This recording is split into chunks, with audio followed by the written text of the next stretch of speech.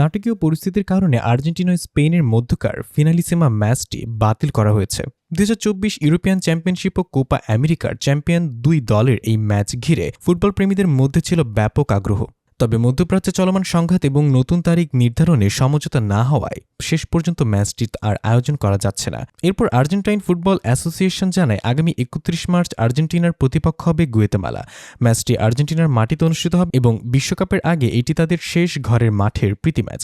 মঙ্গলবার টিওআইসি স্পোর্টস জানিয়েছে ম্যাচটি বুয়েন্স আয়ার্সের বোম্বোনেরা স্টেডিয়ামে আয়োজন করা হতে পারে। 2022 কাতার বিশ্বকাপের আগে এখানেই শেষ প্রীতি ম্যাচ খেলেছিল আর্জেন্টিনা দল। পেনাল্টিসীমা বাতিল হওয়ায় বিশ্বকাপের আগে মেসি ও লাউতারোদের দল কোনো ইউরোপীয় দলের বিপক্ষে খেলতে পারবে না। এর আগে 2019 সালে জার্মানির বিপক্ষে একটি প্রীতি ম্যাচ খেলেছিল আর্জেন্টিনা। এছাড়া 2022 সালের ফিনালিসীমায় ইতালিকে 3-0 গোলে হারায় এবং এস্তোনিয়ার বিপক্ষে 5-0 গোলের জয় পায়। বিশ্বকাপের আগে আর্জেন্টিনার আরও দুটি প্রীতি ম্যাচের পরিকল্পনা রয়েছে।